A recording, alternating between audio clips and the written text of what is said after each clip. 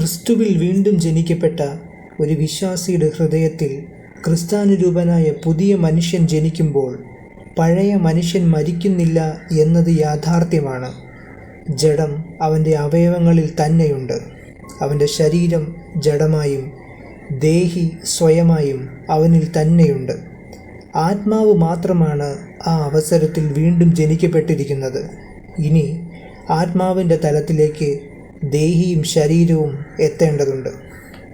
അതായത്, ഒരു രാജ്യത്തിനു വേണ്ടി രണ്ട് വ്യക്തികൾ പോരടിക്കുന്നു, ഉടമസ്ഥ അവകാശത്തിനു വേണ്ടി എന്നതുപോലെ.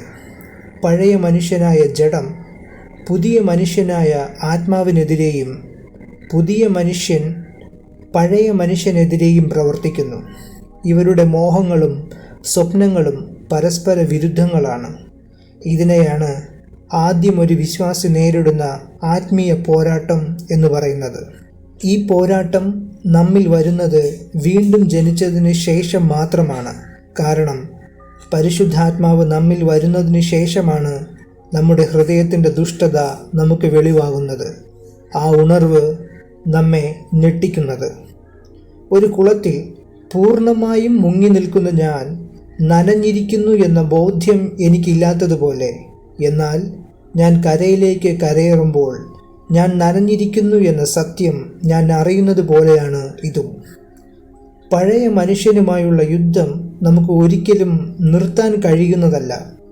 മരണം വരെ ഈ യുദ്ധം തുടരുക തന്നെ വേണം. ഈ ജഡമനുഷ്യനെ മെരുക്കുവാനോ മെച്ചപ്പെടുത്തിയെടുക്കുവാനോ സാധിക്കുന്നതല്ല. നമുക്ക് ചെയ്യാൻ കഴിയുന്ന ഒരേ ഒരു കാര്യം നമ്മിലെ ജഡമനുഷ്യനെ ക്രൂശിൽ തറയ്ക്കാം എന്നതാണ്. അതിന് പട്ടിണിക്കിടാം, അതിനെ കേൾക്കാതിരിക്കാം. പുതിയ മനുഷ്യനായ നമ്മുടെ ഉള്ളിലെ ക്രിസ്തുവിനെ പരിപോഷിപ്പിക്കുക.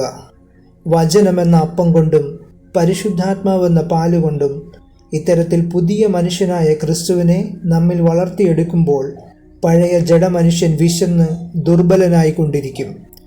ദുർബലനാണെങ്കിലും നമ്മൾ അനുവദിച്ചാൽ അവൻ ബലപ്പെടുക തന്നെ ചെയ്യും. ഓർക്കുക, അവൻ ഒരിക്കലും മരിക്കുന്നില്ല. അവനെ ദിനംപ്രതി കൊന്നുകൊണ്ടിരിക്കണം. ഇതിലൊരു വീഴ്ച എപ്പോഴെങ്കിലും സംഭവിക്കുമ്പോഴാണ് ആത്മീയ തലത്തിൽ ഉന്നതങ്ങളിൽ നിന്നവർ വീഴുന്നു എന്ന് നാം മനസ്സിലാക്കുന്നത്. ആത്മപ്രകൃതിയെ പരിപോഷിപ്പിക്കാനും ജഡപ്രകൃതിയെ ക്ഷയിപ്പിക്കാനും തിരുവെഴുത്തുകൾ പഠിക്കേണ്ടതുണ്ട്. ആത്മാവിനാൽ നാം നടക്കുന്നുവെങ്കിൽ ജഡമനുഷ്യൻ നമ്മിൽ പ്രബലപ്പെടുകയില്ല. ഗലാത്യർ 5:16. ഒരു വിശ്വാസിക്ക് ജഡമനുഷ്യനെ മറികടക്കാൻ 3 വഴികൾ തിരുവെഴുത്ത് പഠിപ്പിക്കുന്നുണ്ട്.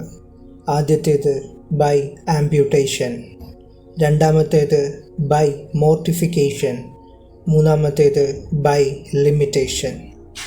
ഇതിലാദ്യത്തേത് ആംപ്യൂട്ടേഷൻ അഥവാ അംഗവിച്ഛേദനം അല്ലെങ്കിൽ മുറിക്കൽ, ഛേദിക്കൽ എന്നിവ വഴി നമുക്ക് ആത്മരക്ഷ നേടാം.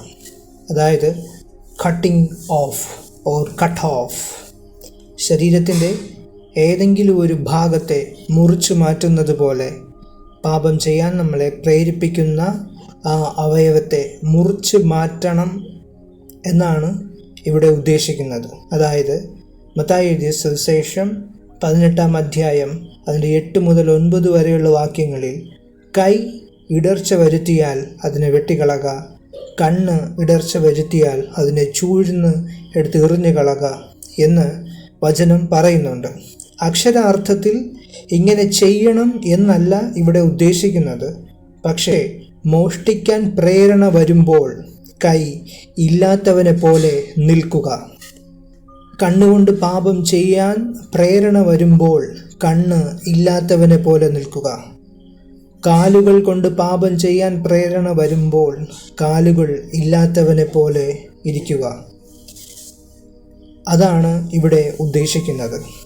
രണ്ടാമത്തേത് മോർട്ടിഫിക്കേഷൻ, അതായത് മരിപ്പിക്കൽ വഴി.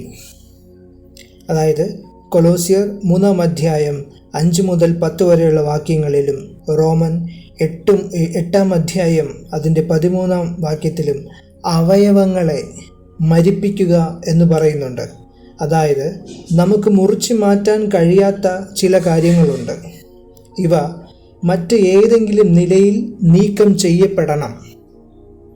അതായത് ഒരു ഉദാഹരണമായി പറഞ്ഞാൽ ക്യാൻസർ കോശങ്ങളെ കരിച്ച് കളയുന്നത് പോലെ അകത്തുനിന്ന് പുറത്തേക്ക് വരുന്ന ആന്തരികമായ ദുഷ്ടചിന്തകളെ ആത്മാവിൻ്റെ സഹായത്താൽ നമ്മൾ മരിപ്പിക്കേണ്ടിയിരിക്കുന്നു. അഥവാ കരിച്ചു നീക്കേണ്ടിയിരിക്കുന്നു. മോർട്ടിഫൈ ചെയ്യണം. മുറിച്ചു മാറ്റലിനേക്കാൾ വേദനാജനകമാണ് ഈ മരിപ്പിക്കൽ.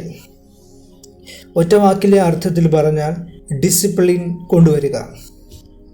മൂന്നാമത്തെ വഴി ബൈ ലിമിറ്റേഷൻ, അതായത് നമ്മൾ തന്നെ സ്വയം പരിമിതികൾ സൃഷ്ടിക്കുക. അതായത് ബൗണ്ടറികൾ സെറ്റ് ചെയ്യുക. അത് ഫിസിക്കൽ ബൗണ്ടറി ആയിരിക്കാം, മെൻ്റൽ ബൗണ്ടറി ആയിരിക്കാം, എന്നിവ നമ്മൾ സ്വയം സെറ്റ് ചെയ്തെടുക്കുക. ഈ അർത്ഥത്തിൽ നോക്കുമ്പോൾ ഒരു ജഡീകമായ ഒരു മനുഷ്യനെ മരിപ്പിച്ചുകൊണ്ട് ആത്മാവിൻ്റെ തലങ്ങളിൽ പ്രവേശിക്കാൻ ഒരു വിശ്വാസിയെ സഹായിക്കുന്ന 3 മാർഗങ്ങളാണ് by amputation, by mortification and by limitation.